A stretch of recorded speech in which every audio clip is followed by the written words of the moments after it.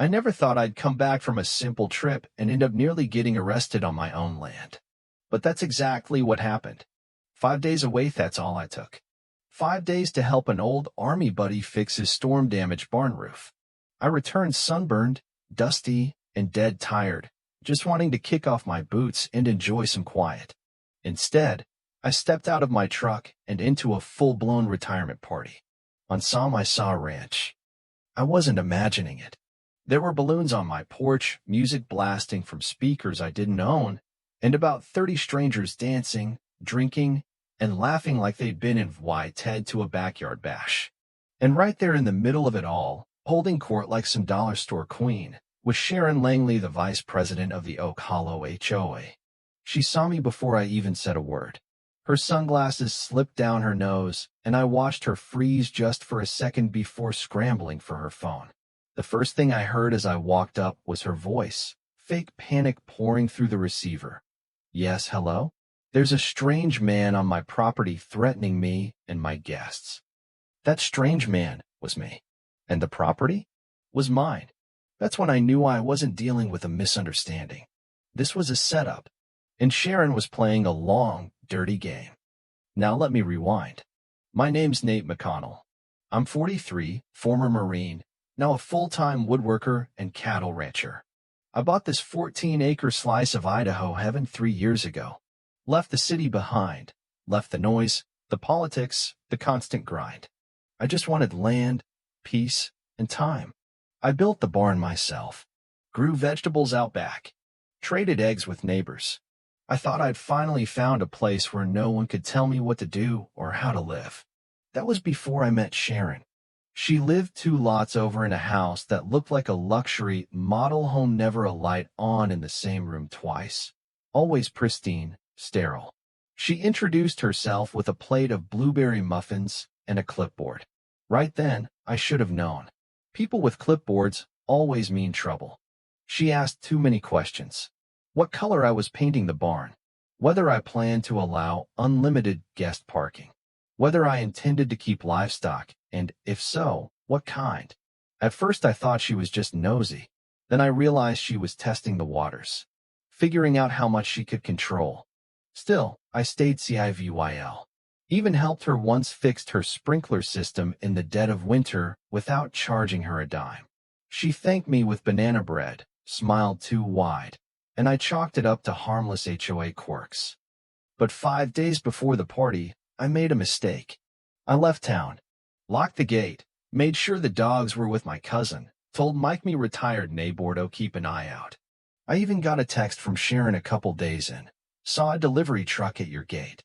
Told them to leave it with me. Enjoy your trip. I actually thought, maybe she's not so bad. Turns out she'd memorized my gate code months ago during some fake inspection. And now, in the name of community spirit or some twisted sense of entitlement, she had thrown her brother-in-law's surprise retirement party right in the middle of my property without asking, without telling me. And now that I was back early, standing there in my own front yard, holding my own keys, she was calling the cops on me. I approached slow, calm, hands up, voice steady. Sharon, I said, what's going on here? Her lips tightened. You weren't supposed to be back yet. Looks like 30 people are partying on my land, I said, drinking beer on my porch, blasting music. Care to explain that? She just hissed, you're making a scene. This was for Ken. I said, Ken doesn't live here. She snapped, but this is a SAW community, SAW, Nate. You said you wanted to be a part of it. I shook my head. I never said SAW break into my ranch and invite a crowd SAW part of it. That's when the flashing lights pulled up. Sheriff's cruiser. Gravel kicked up. Deputy stepped out, hand resting on his belt. Sharon ran toward him like a stage actress mid-monologue. That man's trespassing, she cried. He's threatening everyone here. The deputy looked at me. I pulled out my ID, handed it over. Name's Nate McConnell. This is my property. You can check the deed. He asked if I had the gate code. I recited it. He exhaled. Ma'am, he turned to Sharon. I'm gonna need everyone to step off the property until this is sorted. Her jaw dropped. You're siding with him? He's early. You threw a party on someone else's land, he said, without permission. But I didn't saw damage, saw anything, she shrieked. He shook his head. That's not how this works. And then, something caught my eye. The back door was open, the screen hanging loose. My gut clenched. I rushed inside. Muddy footprints. High heels. My dog's bowl's gone. The wine bottle I'd been saved, wine gaff empty, sitting on the counter. My couch pillows were out of place like someone had napped there. Then I sprinted to the bedroom, opened the closet panel. The safe. Wide open. Empty. $8,000 in cash gone. My granddad's old revolver gone. Land deed copies, my father's will, journals gone. That's when the rage hit. I stormed back outside. They've been inside, I told the deputy. They saw slept, saw here. They saw drank, saw here. They robbed me. Sharon showed up at the door like it was no big deal. Don't blow this out of proportion, she said. My niece might have used the guest room. It was just one night. You weren't supposed to be back yet. I looked at the deputy. That's breaking and entering, right? He nodded slowly. It's definitely unauthorized entry. You want to press charges? Damn right I do. The guests started sneaking off.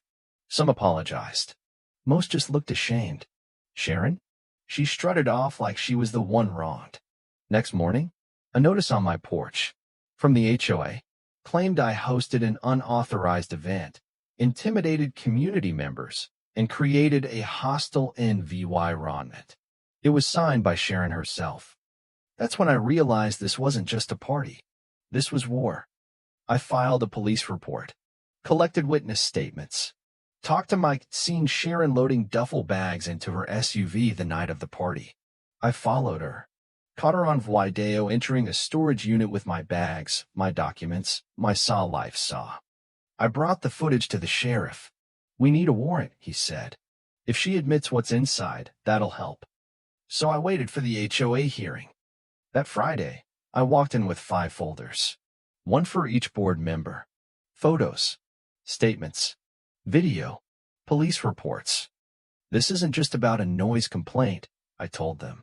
This is about theft, trespassing, abuse of power. Then I played the video. Dead silence. I looked at Sharon. Want to tell them what's in Unit 114? She stared, then smirked. Not without a lawyer. Later that day, the sheriff called. They'd executed the warrant. Found the cash, the gun, the documents, everything. Sharon was arrested on her porch, in a robe, in front of everyone. I watched from my truck, and I swear when the cuffs clicked, I saw it. That flicker of fear in her eyes. She wasn't in control anymore. But the HOA wasn't done. They hit me with zoning audits, code inspections, letters, a civil lawsuit from Sharon claiming I saw emotional distress. It was madness. I fought back, created a website, uploaded everything, the documents, the video, the truth. Within 2 weeks, 30,000 views. People across the country sent messages, shared stories, offered help. It became bigger than me. Sharon's niece came forward, handed me an envelope with due law 500 and a handwritten note. I'm sorry. I didn't know what she was doing. She made me. Then came the final nail. Sharon's own brother showed up, handed me a USB drive, footage from her home camera. Her voice clear. If we clean up fast, no one will ever know. We gave it to the court. Civil case dead. But the peace didn't last. A development company offered me due law $2.3 million for the ranch. Wanted to build a luxury eco-community. Promised solar panels, bike paths, green homes. I said no. They built around me anyway. Started making it hard dust, noise, legal pressure. Tried to choke me out. So I filed injunctions. Declared my land a protected agricultural site. Found endangered owls nesting in my trees. That stopped them cold. They tried slashing tires. Spray painting threats. Didn't matter. I built more cameras. Reinforced my gates. Shared everything online. Eventually, Sharon moved. The board collapsed. The ranch still mine. And every morning, I sit on my porch, drink my coffee, and remind myself, peace isn't given. It's defended. So if someone ever tries to take what's yours, your land, your name, your dignity, don't fold. Don't run. Stand your ground. Because sometimes, you don't just fight back. You win. Let me know in the comments, was I right to fight this hard? Or should I have just sold out and walked away?